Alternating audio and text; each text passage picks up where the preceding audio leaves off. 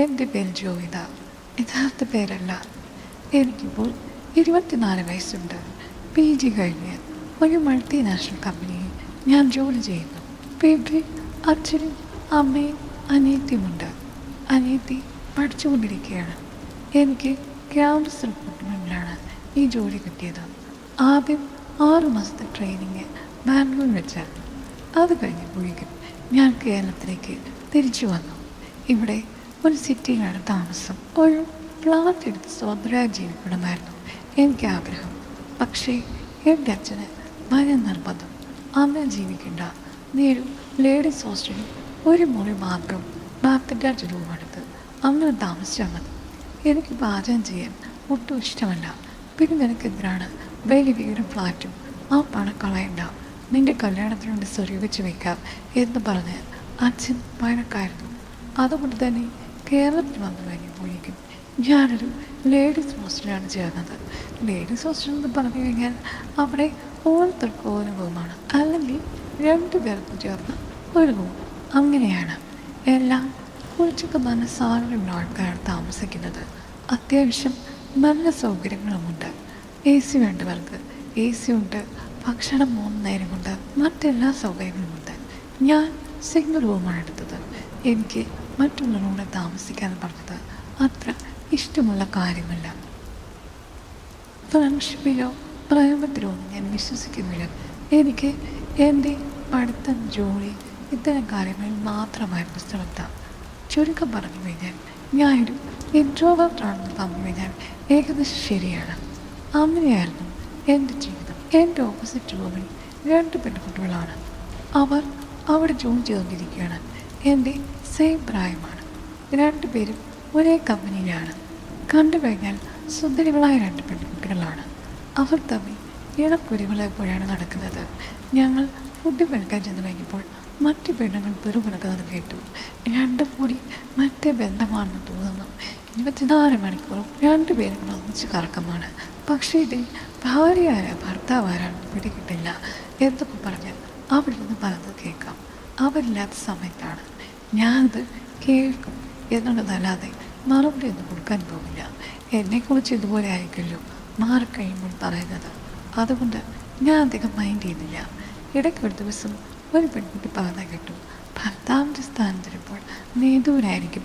അവളല്ലേ കിടന്ന് വല്ലാതെ അലക്കുകയും അവളാണല്ലോ എപ്പോഴും വണ്ടി ഓടിക്കുന്നത്. ആണിൻ്റെ സ്വഭാവം അവൾക്കുള്ളത്, അവളായിരിക്കും അതൊക്കെ പറഞ്ഞു. എന്തായാലും ഇവളുമാരെ ഞാൻ ഇറങ്ങുന്ന സമയത്തിറങ്ങിയാണെങ്കിൽ എന്നോട് സംസാരിക്കുകയും ശരിക്കുകയും ഒക്കെ ചെയ്തു. കുറച്ച് മുൻവിധികളുള്ളതുകൊണ്ട് ഞാൻ അധികം ഒന്നും ഫ്രണ്ട്ഷിപ്പ് ആവാൻ പോയില്ല. ഒരു ദിവസം വൈകിട്ട് ഞാൻ ഡ്യൂട്ടി കഴിഞ്ഞ് നടന്നു വരികയാണ്. ആ സമയത്ത് ഞങ്ങളുടെ ഹോസ്റ്റലിൻ്റെ അടുത്തൊരു വളവുണ്ട്. ആ വളവിൻ്റെ സൈഡിൽ ഒരു കറുത്ത കാർ കിടപ്പുണ്ട്. സാധാരണയായി അവിടെ വണ്ടിയൊന്നും പാർക്ക് ചെയ്യാൻ പറ്റുന്നൊരു സ്ഥലമല്ല. അവിടെ നേരത്തേക്ക് നടന്നുവയ്ക്കുമ്പോഴേക്കും ഞാൻ നോക്കിക്കഴിഞ്ഞപ്പോൾ അതേ നീതുവിൻ്റെ കൂടെയുള്ള ആ പെൺകുട്ടിയുമുണ്ട്. ഡ്രൈവിംഗ് സീറ്റിലിരിക്കുന്ന ആളോട് നീതു എന്തൊക്കെയോ പറഞ്ഞ് ചിരിക്കുകയാണ്.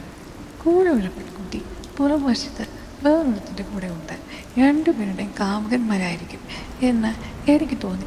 ഞാനത് സൂക്ഷിച്ച് നോക്കിയപ്പോഴേക്കും പെട്ടെന്ന് നീതു കൈ വലിച്ചെടുക്കുന്നത് ഞാൻ കണ്ടു. വശിപ്പിച്ചതാണെന്ന് എനിക്ക് തോന്നി. അവൾ ഓടാത്ത വണ്ടിക്ക് ഗിയറില്ലെന്ന് പോലെ എനിക്ക് തോന്നിയത്. ഞാൻ നോക്കുന്നത് അവൾ കണ്ടു. പെട്ടെന്ന് ആ ഗ്ലാസ് തുറന്നിട്ട് അവളെന്നെ വിളിച്ചു, ജോ അവിടെ നിന്നേ, ഞങ്ങളിവിടെ വരികയാണെന്ന്. ഞാൻ അവിടെ നിന്ന് കഴിയുമ്പോഴേക്കും പുറകിൽ നിന്ന് മറ്റുകളും പിന്നെ നീതു ഇറങ്ങി വന്നു. എന്നിട്ട് എൻ്റെ കൂടെ തന്നെയാണ് നടന്നു വന്ന് ഹോസ്റ്റലിലേക്ക് കയറിയത്. കുറച്ച് ദൂരമുണ്ട് അങ്ങോട്ട് കയറാൻ വേണ്ടിയിട്ട്. എല്ലാവരും ഉദ്യോഗസ്ഥരൊക്കെ ആണെങ്കിലും വീട്ടുകാർ സ്ട്രിക്റ്റായിട്ടുള്ള മേൽനോട്ടം പുലരി മാത്രമേ ഈ ഹോസ്റ്റലിൽ കിട്ടുകയുള്ളൂ. അതുകൊണ്ട് തന്നെ ആണുങ്ങളുമായിട്ട് കറങ്ങി തിരിച്ചു വന്ന് ഇവിടെ നിൽക്കാമെന്ന് വിചാരിക്കണ്ട. ഇതിന് മുന്നിൽ വെച്ച് അങ്ങനെ എന്തെങ്കിലും ഉണ്ടെങ്കിൽ ഉടനെ തന്നെ ഹോസ്റ്റലിൻ്റെ ഉടമസ്ഥ വിളിച്ചു പറയും. അവരുടെ വീട് തൊട്ടടുത്താണ്, അവൾക്ക് നോക്കിയാൽ കാണാം. പിന്നെ മേട്ടെന്ന് പറഞ്ഞാൽ അങ്ങനെ പറയാൻ പറ്റുമെന്നറിയില്ല. ഒരാളുണ്ട്, അവർ പകൽ സമയത്തൊക്കെ അവിടെ കാണും, രാത്രിയിലും ചില സമയത്ത് കാണും. അവിടെ ഒരു സ്ത്രീയുമുണ്ട്, അത് ഉടമസ്ഥ ചുമതലപ്പെടുത്തിയതാണ്. ആ സ്ത്രീയും നിശബ്ദമായിട്ടെല്ലാം ഉളകണ്ടിട്ട് ശ്രദ്ധിക്കുന്നുണ്ട്. ഒരു ചാര സ്ത്രീയാണ് അവരെന്ന് എനിക്ക് തോന്നിയിട്ടുണ്ട്. പിന്നെ എനിക്ക് ഇങ്ങനെയുള്ള കാര്യങ്ങളൊന്നും ഇല്ലാത്തതുകൊണ്ട് അവരെ പേടിക്കേണ്ട കാര്യമില്ല എന്ന് നേരത്തെയാണോന്ന് നീതെന്ന് ചോദിച്ചു. ഞാൻ പറഞ്ഞല്ല കൃത്യസമയത്താണെന്ന്. ആരാ കാറിരുന്നത് എന്ന് ചോദിച്ചു കഴിഞ്ഞപ്പോഴേക്കും നീത് എന്നോട് പറഞ്ഞു, ജോ ആരോടും പറയില്ലേ, അത് എൻ്റെ കാമുകനും ഇവളുടെ കാമുകനുമാണ്. നിങ്ങൾ കൂടെ വർക്ക് ചെയ്യുന്ന ആൾക്കാരാണോ എന്ന് ചോദിച്ചു കഴിഞ്ഞപ്പോഴേക്കും അല്ല, വേറെ കമ്പനിയിലാണ്. നിങ്ങളെങ്ങനെ പരിചയപ്പെട്ടത് എന്ന് ചോദിച്ചപ്പോൾ നീ ഇത് പറഞ്ഞു. ആണുങ്ങളെ പരിചയപ്പെടേണ്ട കാര്യമുണ്ടോ, അവന്മാരിങ്ങോട്ട് വന്ന് മുട്ടുമല്ലോ. ആ രണ്ടാണുങ്ങൾ തമ്മിൽ ഫ്രണ്ട്ഷിപ്പാണോ? അല്ല, ഞങ്ങൾ നല്ല തൂക്ക് ഫ്രണ്ട്സ് അല്ലേ. ഞങ്ങളോട് രണ്ടുപേരോട് പ്രേമമായി കഴിഞ്ഞ ശേഷം അവരോട് രണ്ടുപേരോടും നല്ല ഫ്രണ്ട്സ് ആകാനൊക്കെ പറഞ്ഞു. കാരണം ഞങ്ങൾ തന്നെ തിക്ക് ഫ്രണ്ട്സ് അല്ലേ, അപ്പോൾ അവരും ആയേ തീരും. ഞങ്ങൾ രണ്ടുപേരും കൂടെ പിരിഞ്ഞ് ദൂരെ എങ്ങും പോകാറില്ല. അപ്പോൾ പിന്നെ അവന്മാർ നമ്മുടെ കൂട്ടത്തിൽ കാണണം. കൊള്ളാം, ഇതൊക്കെ വീട്ടുകാർക്കറിയാമെന്ന് ഞാൻ ചോദിച്ചു. വീട്ടുകാർക്കൊന്നും അറിയില്ല. കല്യാണം കഴിക്കാൻ വലിയ ആശ്രയം ഉണ്ടെങ്കിൽ ആ സമയത്ത് വീട്ടുകാരോട് പറയാം. ഇതിപ്പോൾ കല്യാണത്തിലെത്തുമെന്നൊന്നും അറിയില്ലെന്ന്. അങ്ങനെയാണെന്ന് ഞാൻ ചോദിച്ചു. എന്തായാലും അവളുമാർ രണ്ടുപേരും ജഗജാല കില്ലാടികളാണ്. മിണ്ടാതിരിക്കപ്പെട്ടു ഇതിനെ അധികം പറ്റാണെന്ന് എനിക്ക് തോന്നിപ്പോയി. ഞാൻ റൂമിനകത്തേക്ക് കയറി, അവരും അവരുടെ റൂമിനകത്തേക്ക് കയറി. 1 മണിക്കൂർ കഴിയുമ്പോഴേക്കും ഞങ്ങൾക്ക് അത്താഴം കഴിക്കാനുള്ള സമയമാകുന്നു. 8 തൊട്ട് 30 മണി വരെയാണ്. ഞാൻ പുറത്തിറങ്ങി കഴിഞ്ഞപ്പോഴേക്കും നീന്തോരോട് പറഞ്ഞു, ജോ സ്വീറ്റ്സ് കഴിക്കുമെന്ന്. ഞാൻ ചെമ്പ് സ്വീറ്റ്സാ, പ്രത്യേക സ്വീറ്റ്സൊക്കെ ഉണ്ട്, മൈസൂർ പാക്കൊക്കെയാണ്, ഡയറക്റ്റ് ബാംഗ്ലൂരിൽ നിന്ന് കൊണ്ടുവന്നാണ് എന്ന് പറഞ്ഞു. ഞാൻ പറഞ്ഞു, എനിക്ക് 2 തരണേന്ന്, നമുക്ക് കഴിച്ചിട്ട് വരുമ്പോഴേക്കും ഞാൻ റൂമിൽ കൊണ്ടുതരാമെന്ന് പറഞ്ഞു. അങ്ങനെ കഴിച്ചിട്ട് വന്നു കഴിഞ്ഞപ്പോഴേക്കും അവൾ വാതിൽ വന്ന് മുട്ടി. ഞാൻ തുറന്നു കഴിയുമ്പോൾ ഒരു ബോക്സിനകത്ത് നിറയെ പലതരം സ്വീറ്റ്സ്. ഇന്നെന്താ ദീപാവലി വല്ലതാണോ? അത് കേട്ട് നീതു പൊട്ടിച്ചിരിച്ചു. ഇന്ന് ദീപാവലി ഒന്നുമല്ല, പക്ഷേ കാമുകന്മാരുള്ള പെണ്ണുങ്ങൾക്ക് എന്നും ദീപാവലിയാണ്. ഇവളുടെ കാമുകനിലെ അയാൾക്ക് കേരളത്തിലും ബാംഗ്ലൂരുമായിട്ടാണ് ജോലി.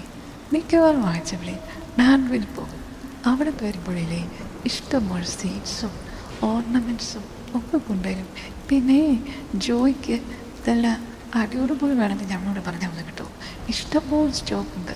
അവനെല്ലാ സൈസും കൊണ്ടും ഞങ്ങളെ തരുമെന്ന്. അതെന്താ എല്ലാ സൈസും എന്ന് പറഞ്ഞു കഴിഞ്ഞാൽ വ്യത്യസ്തമായ സൈസുകൾ അവൻ കൊണ്ടുവരും. ഞാനിവിടെ ഉണ്ടല്ലോ, എനിക്ക് കൂടി ചേർത്താണ് കൊണ്ടുവരുന്നത്. പക്ഷേ പലപ്പോഴും പല സൈസുകളായിരിക്കും. എൻ്റെ ഇരിക്കുന്ന നല്ല അടിപൊളി സംഗതിയുണ്ട്, നല്ല തൊമ്മലൊക്കെ പിടിപ്പിച്ചത്. അത് പക്ഷേ ഞങ്ങൾക്ക് 2 പേർക്കും പാകമല്ല. എനിക്ക് തോന്നുന്നു ജോയ്ക്ക് നന്നായിട്ട് പാകമാവുന്നു. എന്നേക്കാൾ ഇത്തിരി സൈസ് കൂടുതലല്ലേ ജോയ്ക്ക്, അപ്പോൾ കറക്റ്റായിട്ട് പാകമാകും. ഞങ്ങളിങ്ങനെ ഇതാർക്ക് കൊടുക്കണമെന്ന് വെച്ചിരിക്കുകയായിരുന്നു. ജോ വന്ന് ഞങ്ങളുടെ മുകളിൽ നോക്കണേ, ഇഷ്ടമുള്ളത് എടുത്തോണ്ട് പോകണമെന്ന് പറഞ്ഞു. ഞാനപ്പോൾ വേണ്ട, എനിക്ക് ഇഷ്ടപ്പെടുന്നെന്ന് പറഞ്ഞു. അപ്പോൾ നീതുവിനോട് പറഞ്ഞു, ഇങ്ങനെ മസിൽ പിടിക്കാതെ, ഇങ്ങനെ ആൾക്കാരോട് ഫ്രണ്ട്ഷിപ്പ് ഇല്ലാതിരിക്കാൻ എങ്ങനെ പറ്റുന്നു? ഞങ്ങളെ സഹോദരിമാരായിട്ട് കാണുക, ഫ്രണ്ട്സായിട്ട് കാണുക, അവിടെ വന്നൊന്ന് കാണുക. ഇഷ്ടമാണെങ്കിൽ മാത്രം എടുത്താൽ മതി, സൗജന്യമായിട്ട് തരുന്നതാണ്, കാശും തരണമല്ലോ എന്ന് പറഞ്ഞു. അതല്ല എന്ന് പറഞ്ഞ് ഞാനൊന്ന് റിജക്റ്റ് ചെയ്യാൻ ശ്രമിച്ചു. പക്ഷേ അവരെ എന്നെ പിടിച്ച് പിടിയാതെ റൂമിലേക്ക് കൊണ്ടുപോയി. അവിടെ അതിനകത്ത് കയറി കഴിയുമ്പോഴാണ് ഞാൻ അതിട്ടിലേക്ക് നിർന്നേ. ഞാൻ അമ്പരന്ന് പോയി. എല്ലാം വില കൂടിയ സംഗതികളാണ്. അവളുമാരുടെ സ്വർണ്ണ കമ്മലുകളും സ്വർണ്ണാഭരണങ്ങളുമൊക്കെ അവിടെ മേശമേൽ ചിതറിക്കിടക്കുന്നു. ഫോൺ തന്നെ 3-4 മുതൽ, അതും ഐഫോണാണ്. പിന്നെ വിലപിടിക്കുന്ന വസ്തുക്കളാണ് അതിനകത്തെല്ലാം. എല്ലാം ബ്രാൻഡഡ് സാധനങ്ങളാണ്. വസ്ത്രങ്ങൾ പോലും രൂപയും 10,000 രൂപയാകും.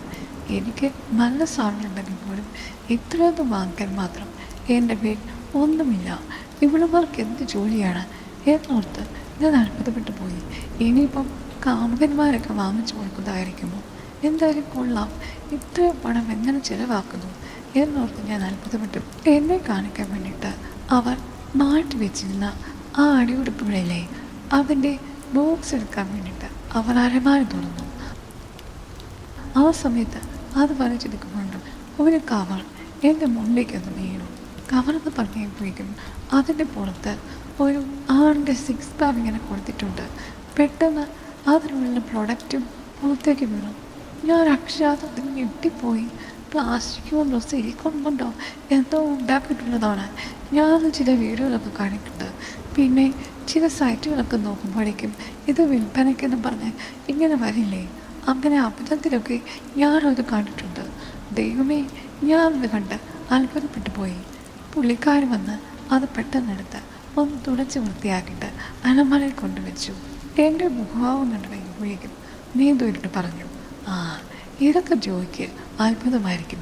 ജോ പിന്നെ ആരോടും മിണ്ടില്ലല്ലോ, ആരുടെ സൗഹൃദവുമില്ല, പിന്നെ പ്രേമൊന്നും ഒരിക്കലും കാണില്ലല്ലേ എന്ന് ചോദിച്ചു. ഞാൻ ചോദിച്ചു, നീ എന്താ അങ്ങനെ പറഞ്ഞത്? അത് പിന്നെ ഇവിടെ എല്ലാവരും സംസാരിക്കാറുണ്ട്, ആരുമായിട്ട് സൗഹൃദമില്ല, ആണുങ്ങളെ തീരെ ഇഷ്ടമല്ല, ജോലിയിൽ മാത്രമാണ് ശ്രദ്ധയെന്നാണ് ഇവിടെയുള്ള മറ്റു പെണ്ണുങ്ങൾ പറയുന്നത്. ആഹാ, അപ്പം എന്നെക്കുറിച്ചുള്ള പെണ്ണുങ്ങൾ പറയുന്നുണ്ട്. പിന്നെ എന്തൊക്കെയാണ് പറഞ്ഞത്? ആ, കെട്ടുന്ന ചെറുക്കൻ്റെ അധോഗതി എന്ന് ചിലരിവിടെ പറയുന്നത് കേട്ടിട്ടുണ്ടെന്ന് പറഞ്ഞു. എനിക്കത് കേട്ടുകഴിഞ്ഞപ്പോഴേക്കും ദേഷ്യം വന്നു. ഇങ്ങനെ മറ്റുള്ളവരുടെ കാര്യത്തിൽ ആളുകൾ കൈ കടത്തുന്നതുകൊണ്ടാണ് ഞാൻ ആരുമായിട്ട് സംസാരിക്കുന്നത്. എനിക്ക് ആരുടെയും അഭിപ്രായം കേൾക്കാൻ താല്പര്യമില്ലെന്ന് പറഞ്ഞു. അത് കേട്ടുകഴിഞ്ഞപ്പോൾ നീ ഇത് പറഞ്ഞു, പേടിക്കേണ്ട, വെറുതെ വിഷമിക്കേണ്ട കാര്യമില്ല, എല്ലാവരെക്കുറിച്ചും ഇങ്ങനെ പറയും. ഞാനും ഇവളും തമ്മിൽ മറ്റു പരിപാടിയാണെന്ന് ഇവിടുത്തെ പെണ്ണുങ്ങൾ പറയാറില്ലേ, അതൊക്കെ മറ്റുള്ളവർ പറഞ്ഞ് ഞാനും പറയാറുണ്ടെന്ന് പറഞ്ഞു. ഞാൻ പറഞ്ഞു, ശരിയാ, ഞാനും കേട്ടിട്ടുണ്ട്. ആ, അത് ഒരു കാര്യമില്ല, നമ്മളെക്കുറിച്ച് പലതും പറയും, നമ്മളത് നോക്കേണ്ട കാര്യമില്ല. പക്ഷെ ജോയുടെ കാര്യത്തിൽ എനിക്കൊരു സംശയമുണ്ട്. ജോയ് കാണുമ്പോൾ യാതൊരു താല്പര്യമില്ലല്ലേ എന്ന്. ഞാൻ പറഞ്ഞ അങ്ങനെയല്ല, ഞാൻ പഠിത്തത്തിൽ കോൺസെൻട്രേറ്റ് ചെയ്താണ് ജീവിച്ചത്. ആ, അത് തന്നെയാണ് ഞാൻ പറഞ്ഞത്. അന്നുള്ള പ്രേമബന്ധങ്ങളൊന്നുമില്ലല്ലോ, ഞങ്ങൾ അങ്ങനെയില്ല, ഞങ്ങൾക്ക് പ്രേമബന്ധങ്ങളൊക്കെ ഉണ്ടായിട്ടുണ്ട്, അവരുടെ ആരി എന്ന് പറഞ്ഞ് മറ്റേ പെൺകുട്ടിയെ നോക്കി. അവളാണെങ്കിൽ ഇത്രയും നേരം ഇങ്ങനെ ഞങ്ങളുടെ സംഭാഷണം ശ്രദ്ധിച്ചുകൊണ്ടിരിക്കുകയാണ്. ഇടയ്ക്ക് ചിരിക്കും, തലയാട്ടും മൂളും, അത്രേ ഉള്ളൂ. ഞാൻ പറഞ്ഞു, ദേ, ഈ ആരും സംസാരിക്കുന്നില്ലോ അധികം, അതേപോലെ തന്നെ ഉള്ളൂ ഞാനെന്ന്. അപ്പോൾ നീ തുണ്ട് പറഞ്ഞു, ഇവൾ സംസാരിക്കില്ലെന്നോ? ഇവൾ നന്നായിട്ട് സംസാരിക്കും, പക്ഷേ ഇവൾക്ക് പെണ്ണുങ്ങളെ ഒട്ടും ഇഷ്ടമല്ല. ആണുങ്ങളെ കണ്ടു കഴിഞ്ഞാലേ ഇവൾ തല പൊക്കിട്ടാണ് സംസാരിക്കുന്നുണ്ടെങ്കിൽ പിന്നെ ആണുങ്ങൾ പോയാലും ഇവിടെ നിർത്തില്ല എന്ന് പറഞ്ഞു. അത് കണ്ട് ആരെ പറഞ്ഞു, ഒന്ന് പോടി, ചുമ്മാ വരുന്ന ആൾക്കാരോട് എന്നെക്കുറിച്ച് കുറ്റം പറയാതെന്ന്. ഞാൻ പറഞ്ഞു, നിങ്ങളെക്കുറിച്ച് ആൾക്കാരെ പറയുന്നല്ലോ, അതിലെന്തെങ്കിലും സത്യമുണ്ടോയെന്ന്. അപ്പോൾ നീ എന്നോട് പറഞ്ഞു, അതിൽ ചെറിയ സത്യമില്ലാതില്ല. ദേ, ഇതുപോലുള്ള മെഷീൻ ഇപ്പോൾ കണ്ടില്ലേ ഞങ്ങളുടെ അടുത്ത് വരുന്നത്, അതുപോലെ ഒരു 5 ഞങ്ങളുടെ കയ്യിലുണ്ട്. അപ്പോൾ ചില സമയത്തൊക്കെ പരസ്പരം ഒരു സഹായം നിധിയായിട്ട് ഞങ്ങൾ യന്ത്രങ്ങൾ കൈമാറ്റം ചെയ്ത് അല്ലെങ്കിൽ സ്ഥാനത്തുറപ്പിച്ച് നിർത്തി പ്രവർത്തിപ്പിക്കാൻ അങ്ങോട്ടും ഇങ്ങോട്ടും സഹായിക്കാറുണ്ട്. അതാണ് ഞങ്ങൾ തമ്മിലുള്ള ബന്ധമെങ്കിൽ മറ്റുള്ളവർ ആരോപിക്കുന്നത് അതുമായിട്ട് എന്തെങ്കിലും സാദൃശ്യമുള്ളതാണെങ്കിൽ ഓക്കെ, ഞങ്ങൾ തമ്മിൽ ബന്ധമുണ്ട്, നല്ലൊരു ആരി എന്ന് പറഞ്ഞു. ആരി അത് കേട്ട് ചുമലെന്ന് കൂച്ചി നന്നായിട്ട് ചിരിച്ചു. ഇവളുമാർ രണ്ടുപേരും കില്ലാടികൾ തന്നെ എന്ന് മനസ്സിലായി. നോക്കിക്കഴിഞ്ഞപ്പോഴേക്കും ചില വസ്ത്രങ്ങളൊക്കെ എനിക്ക് ചേരും, നല്ല ഹൈ ക്വാളിറ്റി ഉള്ളതാണ്. പുറത്തുനിന്ന് പോയി കഴിഞ്ഞാൽ എന്തായാലും ഒരു 15,000 രൂപ എന്നിനെ കാണും അവളുമാരെ എനിക്കായിട്ട് തന്നത്. അതിൻ്റെ നന്ദി വേണമല്ലോ. നിർബന്ധം ചെയ്യിപ്പിച്ചതാണെങ്കിലും അത് വലിയ അസറ്റാണ്, ദീർഘകാലം ഉപയോഗിക്കുകയും ചെയ്യാം. പക്ഷേ അതിൽ ചിലതൊക്കെ എങ്ങനെ നേർത്തതാണ്, പൂവൊക്കെ തോന്നിയത്. അപ്പം ഞാൻ പറഞ്ഞു, ഞാനത്തെ കട്ടുള്ളതോ ഉപയോഗിക്കുന്നത്, ഇത്രയും ലേസായിട്ട് പൂവുള്ളതും ഞാൻ ഉപയോഗിക്കുന്നത്. അപ്പോൾ അവളുമാർ പറയുകയാണ്, ആ അതേ, ആണുങ്ങൾ കാണാനില്ലാത്തതുകൊണ്ടാണ്. ആണുങ്ങൾ കാണാനുണ്ടായിരുന്നെങ്കിൽ തീർച്ചയായിട്ടും പൂവും കായും ഒക്കെയുള്ള പടമുള്ളത് ഉപയോഗിച്ചേനെ. ഇതിപ്പോൾ ഒരു ഉപയോഗമില്ലല്ലോ, അതുകൊണ്ടാണെന്ന് പറഞ്ഞു. ഞാൻ പറഞ്ഞു, ഒന്ന് പോടി എന്ന് പറഞ്ഞിട്ട് എൻ്റെ റൂമിലേക്ക് വന്നു. ഈ ഒരു സംഭവത്തോടു കൂടി ഞങ്ങൾ തമ്മിൽ കൂടുതൽ ഇഷ്ടത്തിലായി. അങ്ങോട്ടും ഇങ്ങോട്ടും എന്നെ ഇടയ്ക്കിടയ്ക്ക് വന്ന് വിളിക്കും. അവളുമാരുടെ കൂടെ ഞാൻ പോയിരുന്ന് കുറേയധികം സംസാരിക്കും.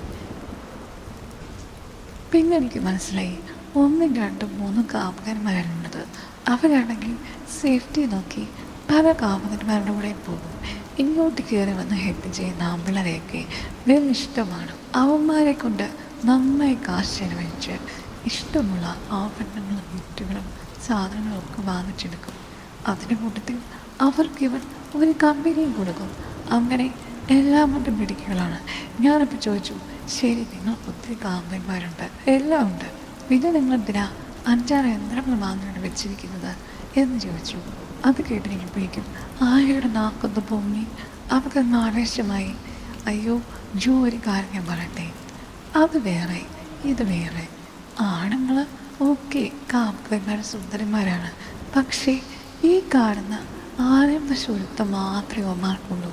എല്ലാവരുമില്ലേ കുറച്ച് സമയം കഴിയുമ്പോൾ ഡിം. പക്ഷേ യന്ത്രം അങ്ങനെയല്ല, ബാറ്റുള്ളത്തോളം കാലം നന്നായിട്ട് മുന്നോട്ട് പോകും. പിന്നെ യന്ത്രം ഉപയോഗിച്ചുകൊണ്ട് ഇന്ന് വരെ ആരും ഒന്നും ആയിട്ടില്ല എന്ന് പറഞ്ഞ് അവൾ വയറിങ്ങനെ നിറപ്പിക്കുന്ന രീതിയിലുള്ള ആംഗ്യം കാണിച്ചു. അത് കണ്ട് ഞാനും പൊട്ടിച്ചിരിച്ചു. അപ്പോൾ നീതുവിനോട് പറഞ്ഞു, ജോ ജോ ഭയങ്കരമായിട്ട് ഇൻട്രോവേർട്ടാണ്, ഇങ്ങനെയാകരുത്. മനുഷ്യരെന്ന് പറയുമ്പോൾ അവനവൻ്റെ സന്തോഷം ഏറ്റവും വലുതാണ്. നമ്മുടെ സന്തോഷം പല കാര്യങ്ങളും ഉണ്ടല്ലോ, അതൊക്കെ ശരിയാണ്. എന്നാലും ഇങ്ങനെ അവാർഡുമ്പോൾ ജീവിക്കരുത്. ഒരു കാര്യം ചെയ്യാൻ ജോ, ഞങ്ങളുടെ ഒരു യന്ത്രം പൊട്ടിക്കാതിരിപ്പുണ്ട്, അത് തരാം, ഒന്ന് ബുദ്ധി ഉപയോഗിച്ച് എന്നൊക്കെ പറഞ്ഞു. ഞാൻ പറഞ്ഞു വേണ്ട, എനിക്ക് പേടിയാ എന്തെങ്കിലും സൈഡ് എഫക്ട്സ് ഉണ്ടാകുമെന്ന്. അത് കേട്ട് അവൾമാർ രണ്ടുപേരും ചിരിച്ചു. പിന്നെ ഈ സൈഡ് എഫക്ട്സ്, ഇതിനാകെ സൈഡ് എഫക്ട്സ് മാത്രമേ ഉള്ളൂ, രസം അതാവോളം കിട്ടും എന്ന് പറഞ്ഞു. ഞാൻ പറഞ്ഞു എനിക്ക് പേടിയാണെന്ന്. കണ്ടു, പേടിക്കേണ്ട ഒരു കാര്യമില്ല. ആരെയും ഒരു കാര്യം ചെയ്യാം, ഇവിടെ പൊട്ടിച്ചോറിനായിരിക്കുണ്ടല്ലോ നമ്മൾ ഉപയോഗിക്കുന്നത്, അതന്നെയല്ലേ പൊട്ടിക്കാത്ത കവറിനകത്തും. നമുക്ക് ചോദിക്കൊരു ഡെമോൺസ്ട്രേഷൻ കാണിച്ചു കൊടുത്താലോ, ഹൗ ടു യൂസ്. ഞാൻ പറഞ്ഞു വേണ്ട, തോന്നിയാസൊന്നും എന്നെ കൺവിൻസ് കാണിക്കരുത്, നിങ്ങൾ ഇത്തിരി കേബിളാണെന്ന് എനിക്കറിയാം, എന്നാലും അത്രത്തോളം നിന്ന് എൻ്റെ മനസ്സങ്ങോട്ട് വളർന്നിട്ടില്ലെന്ന്. ആ മനസ്സ് വളരണം. മനസ്സ് വളർന്നു കഴിഞ്ഞാൽ പിന്നെ ജോയെ പിടിച്ചാൽ കിട്ടത്തില്ല. ജോ ഒരു സുന്ദരിയല്ലേ, വെറുതെ എന്തിനാണ് ഈ ചെറിയ പ്രായത്തിൽ ആണുങ്ങളൊന്നും നോക്കാതെ അവരുടെ ഒരു നോട്ടം കിട്ടാതെ ഒരു രസമില്ലാതെ എങ്ങനെ ജീവിക്കാൻ കഴിയുന്നു? ശരി, എങ്കിൽ സ്വയമായിട്ട് ഒന്ന് പോകണമെങ്കിൽ മനസ്സ് നോക്കാൻ കഴിവുണ്ടോ? അതുമില്ല. ഇങ്ങനെയാകരുത്. എന്തായാലും ഞങ്ങളൊരു ഡെമോൺസ്ട്രേഷൻ കാണിക്കുക, എന്നിട്ട് ആ യന്ത്രം തരികയും ചെയ്യാമെന്ന് പറഞ്ഞു. ഞാൻ പറഞ്ഞു വേണ്ട വേണ്ടാന്ന് അവിടെ ഇരിക്കുമെന്ന് പറഞ്ഞിട്ട് ഒരുത്തി എന്നെ പിടിച്ചു. ഒരിക്കലും മകൻ നീന്തുവാണേ. എന്നിട്ട് ആരെയാണ് യന്ത്രമെടുത്ത് ഒരു താണവുമില്ലാതെ എൻ്റെ കൺമുൻ വെച്ച് തന്നെ അതിൻ്റെ പ്രവർത്തന രീതികൾ വിശദീകരിച്ചു തന്നത്. ആക്ച്വലി ഞാൻ ശരിക്കും അത്ഭുതപ്പെട്ടു പോയി. ഇത്തരം വീഡിയോകൾ യാദൃശ്ചികമായി ഞാൻ കണ്ടിട്ടുണ്ട്, പക്ഷേ എന്നാലും ഇത്തരം ഒരു യന്ത്രം ഞാൻ കണ്ടിട്ടുമില്ല, അടുത്തറിഞ്ഞിട്ടുമില്ല. അതുമാത്രമല്ല അതിൻ്റെ ചലനങ്ങളും അവളുടെ മുഖഭാവവും ഒക്കെ എന്നെ അത്ഭുതപ്പെടുത്തി. എന്തായാലും ഞാൻ വല്ലാത്തൊരവസ്ഥയിലായി. എനിക്കൊന്നും പറയാനില്ല. ആകെ ഒരു നാണം. അവളുമാർ ആ യന്ത്രം നിന്നിട്ടാണ് എന്നെ വിട്ടത്. എനിക്കാണെങ്കിൽ വല്ലാത്ത പേടി. വേണ്ട, യന്ത്രം വേണ്ട, തന്ത്രം വേണ്ടെന്ന് എല്ലാ ദിവസത്തിനോട് ചോദിക്കും എങ്ങനെയുണ്ടായിരുന്നെന്ന്. ഞാൻ പറഞ്ഞതിനെ ഉപയോഗിച്ചിരുന്നു. പിന്നീട് സാന്ദ്രം ഉടനെ കളയാക്കാൻ തുടങ്ങി. അങ്ങനെ ഞാനൊരു ദിവസം എൻ്റെ ബുദ്ധിമോശത്തിന് ഞാനൊന്ന് ഉപയോഗിച്ച് നോക്കി. ഷോ, ആകെ എനിക്കൊരു പേടിയാണെങ്കിലും ഒരു 10 സെക്കൻഡ് കൊണ്ട് എൻ്റെ പേടി അങ്ങ് പോയി. ഞാൻ പമ്പരം പോലെ മുകളിലേക്ക് പറന്നു പോകുന്നതിന് എനിക്ക് തോന്നിയത്. എന്തായാലും അന്നില്ലേ ആ ഒരു കാര്യം അരമണിക്കൂറോളം പ്രവർത്തിക്കാൻ എനിക്ക് തോന്നി. പാടശേഖരത്തിൽ നിന്ന് വെള്ളം പമ്പ് ചെയ്യുന്ന പമ്പ് സെറ്റിലെ അതിൻ്റെ പ്രവർത്തനക്ഷമത പരിശോധിക്കുന്ന ഒരു സ്ത്രീയെ പോലെയാണ് എനിക്ക് തോന്നിയത്. പിറ്റേ ദിവസം മുഴുവൻ എന്നോട് ചോദിച്ചു കഴിഞ്ഞപ്പോൾ ഞാൻ പറഞ്ഞു ഇന്നലെ ഉണ്ടായിരുന്നെന്ന്. എങ്ങനെയുണ്ടെന്ന് ചോദിച്ചു കഴിഞ്ഞപ്പോഴേക്കും ഞാൻ കൊള്ളാമെന്ന് അങ്ങോട്ടും ഇങ്ങോട്ടും അല്ലാതെ പറഞ്ഞു. കൊച്ചു കള്ളി എന്നൊക്കെ പറഞ്ഞ് അവരെന്നെ കളിയാക്കി. എന്തായാലും പിന്നീട് ഞാൻ ധൈര്യത്തോടു കൂടി അത് ഉപയോഗിക്കാൻ തുടങ്ങി. എനിക്ക് അതിൽ നിന്ന് മുക്തി നിൽക്കാൻ പറ്റാത്ത അവസ്ഥയുമായി. അത് ഞാൻ അവളോട് പറഞ്ഞില്ല, വല്ലപ്പോഴും എന്ന് പറഞ്ഞു. പക്ഷെ ഒരു ദിവസം എൻ്റെ ബുദ്ധിമോശം കൊണ്ട് തന്നെ അതിന് ചില തകരാറുകളുണ്ടായി. ഞാനിപ്പോൾ അവളോട് പറഞ്ഞു ഇത് കേടായിപ്പോയെന്ന് തോന്നുന്നു, ഇനി നിങ്ങൾക്ക് കിട്ടുമോ എന്ന് ചോദിച്ചു. അപ്പോൾ അവളമാരുടെ ഇവിടെ പൊട്ടിച്ചിരിച്ചു. അവിടെ കള്ളി ഞങ്ങളല്ല, എൻ്റെ വെള്ളം താഴെ വീണു. ഞങ്ങൾക്കെല്ലാം മനസ്സിലായി. എന്തായാലും ഇല്ലേ, ഇവിടെ കാമുകയോട് ഇനി വിളിച്ച് പറയണം, അവനിനി ബാംഗ്ലൂരിൽ പോയിട്ട് വരുമ്പോൾ മാമച്ചോട് വരണം, അത്രേ ഉള്ളൂ എന്ന് പറഞ്ഞു. ഇനിയിപ്പോൾ വെറും കൈയോട് കൂടി മുന്നോട്ട് പോയിക്കോളാന്ന് അവളുമാരോട് പറഞ്ഞ് കളിയാക്കി ചിരിച്ചു. എന്നിട്ട് എന്നെ നന്നായിട്ട് കളിയാക്കി ചെയ്തു.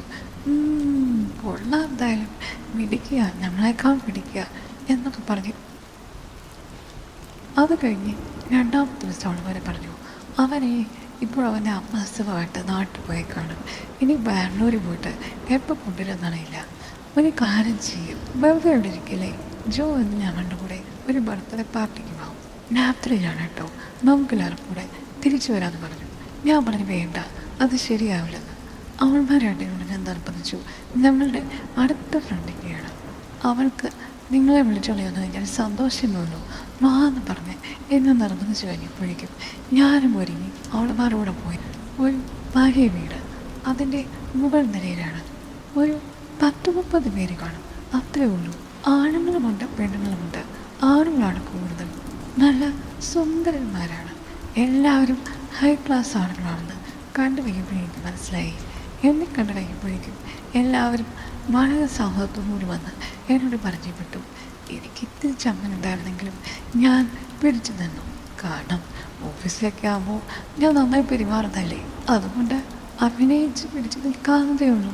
എന്തായാലും ഇടയ്ക്ക് ഞാൻ നോക്കിയപ്പോഴില്ലേ, ആരെയാണെങ്കിലും ഏതുവാണെങ്കിലും മിക്കവാറും ആണുങ്ങളെ കയറി കെട്ടിപ്പിടിക്കുന്നുണ്ട്. അതിനിടയ്ക്ക് അവന്മാരില്ലേ പോ എന്നുള്ള രീതി ചില പ്രകടനങ്ങൾ കാണുന്നുണ്ട്. അവളുമാർക്കതൊരു പ്രശ്നവുമില്ല, ഒരു അംഗീകാരം ഏറ്റുവാങ്ങുന്ന പോലെയാണ് നിൽക്കുന്നത്. ഇടയ്ക്ക് ഞാൻ നോക്കിയപ്പോഴേക്കും അവളുമാരും ഭൂമണ്ഡലത്തിലേക്ക് കടന്നു കയറുന്നപ്പോൾ എനിക്ക് തോന്നുന്നു അവളുമാരും ധൈര്യത്തോടുകൂടി അങ്ങോട്ട് പോപ്പുണ്ട്. പക്ഷേ സ്ഥലങ്ങൾ വ്യത്യസ്തമാണെന്ന് മാത്രം. ഇവരൊക്കെ എന്താ ഈ കാണിക്കുന്നത്?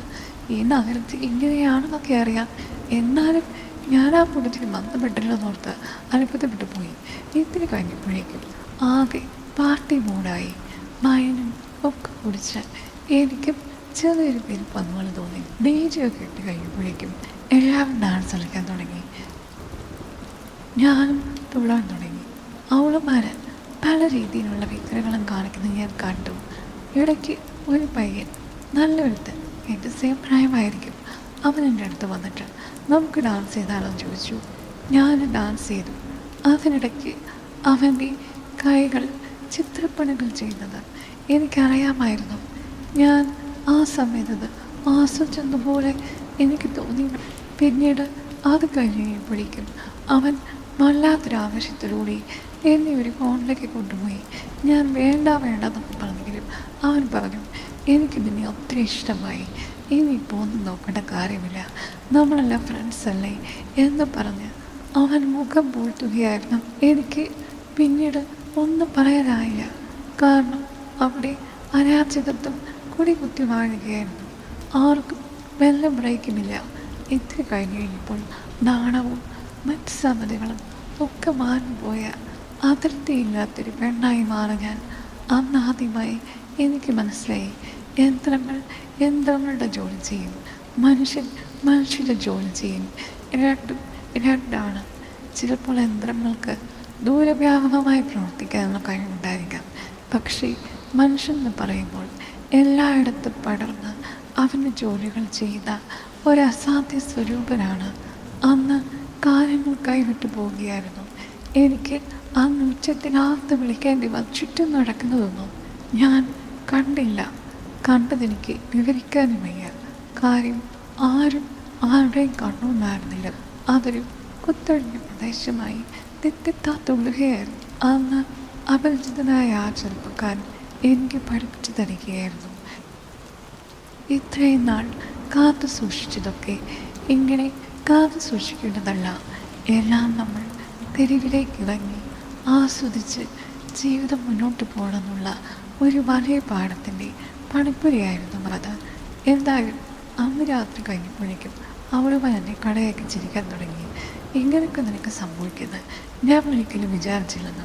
ഞാനും ഒരിക്കലും വിചാരിച്ചില്ലെന്ന് അപരിചിതരായ ആളുകളുമായിട്ട് ഇത്ര പെട്ടെന്ന് ഞാൻ അടുക്കുമെന്ന്. ഞാൻ പറഞ്ഞു, നിങ്ങൾ എന്നെ ട്രാപ്പിലാക്കിയതാണ്. പിന്നെ ട്രാപ്പ് നോ എന്ന് പറഞ്ഞാൽ നോ ആണ്, ആരും കടന്നു കയറാൻ വരില്ല. ഇതിപ്പോൾ നിനക്ക് പണ്ടേ ഇഷ്ടം, നീ ഇൻട്രോവേർട്ട് ആയതുകൊണ്ടാണ് ഒന്നും നടക്കാൻ വരുന്നത്. ഇപ്പോൾ നിൻ്റെ ആ ബർത്തെല്ലാം പോയി മോളെ. ഇനിയിപ്പം നീ ജയക്കൂടി മാറിക്കൊന്നിട്ട് പറഞ്ഞു. എന്തായാലും അവളുമാരുടെ കൂടെ ചേർന്ന് പിന്നീട് പല പാട്ടുകൾ ഞാൻ അറ്റൻഡ് ചെയ്തു. അവളുമാരാണ് എന്നോട് പറഞ്ഞത്, പ്രേമിക്കന് വരുന്ന ചെറുപ്പക്കാരോട് തിരിച്ച് പ്രേമിക്കുന്നവർ അഭിനയിക്കണം, കല്യാണമൊന്നും വേണ്ട, പക്ഷെ പ്രേമമാണെന്നുള്ള രീതിയിൽ കറങ്ങി നടക്കണം. എന്നിട്ട് പല കാര്യങ്ങളും ആഗ്രഹമുള്ള കാര്യങ്ങൾ അവരവരുടെ കയ്യിലിരിക്കുന്ന കാശ് പോകാതെ അവരോട് ചോദിച്ച് മേടിക്കണം. അങ്ങനെ വിലപ്പെട്ട സമ്മാനങ്ങൾ സ്വന്തമാക്കണം, സ്വന്തം പൈസ വേറെ സേവ് ചെയ്യണമെന്ന് പറഞ്ഞത്. പതുക്കെ ഞാനും ആ സ്ട്രീമിൽ വിട്ടുപോയി. എനിക്ക് ധാരാളം വരുമാനങ്ങളും സമ്മാനവും ഒക്കെ ഉണ്ട്. പക്ഷേ പലപ്പോഴും പല ആളുകളും നമ്മുടെ ജീവിതത്തിലേക്ക് വരുന്നു, അതേപോലെ തന്നെ പോവുകയും ചെയ്യുന്നുണ്ട്. ഇതിനിടയ്ക്ക് ഈ അടുത്ത കാലത്ത് എന്നോടൊരാൾക്ക് മുടങ്ങിയ പ്രേമം, അയാളിപ്പോൾ എൻ്റെ പുറമെ നടന്ന് എന്നെ ശല്യപ്പെടുത്തുകയാണ്. ഇതേപോലെ ഞാൻ കണ്ടുമുട്ടിയ ഒരാളാണ്, പക്ഷെ അയാളിപ്പോൾ എനിക്ക് നിയന്ത്രണങ്ങൾ വയ്ക്കുകയാണ്. മറ്റ് ആണുങ്ങളെ ഞാൻ കാണാൻ പാടില്ല, മറ്റു പാർട്ടികൾക്കൊന്നും ഞാൻ പോകാൻ പാടില്ല എന്നൊക്കെ എനിക്ക് ഉത്തരവിടുകയാണ്. എനിക്ക് ഒട്ടും ഇഷ്ടമല്ല. പക്ഷേ അയാളുടെ സ്വഭാവം അറിയുമ്പോൾ എനിക്ക് പേടിയും തോന്നുന്നു. ഞാനായിട്ട് തിന്ന് ചാടിക്കൊടുത്ത ഒരു കുരുക്കാണിത്. ഇതൊക്കെ എങ്ങനെയായിരിക്കുമെന്ന് എനിക്കറിയില്ല. ഇങ്ങനെയുള്ള ബന്ധങ്ങളിൽ ഏർപ്പെട്ട് കഴിഞ്ഞാൽ ചിലപ്പോൾ കുരുക്കിലാകും. അവിടുന്ന് അതഴിച്ചെടുത്തു പോരാൻ ആർക്കും പ്രയാസമായിരിക്കും. ആണുങ്ങൾ പെണ്ണുങ്ങളെ സൂക്ഷിക്കുക. പലപ്പോഴും ഫ്രണ്ട്ഷിപ്പാണ് നമ്മളെ കുഴപ്പത്തിലാക്കുന്നത്.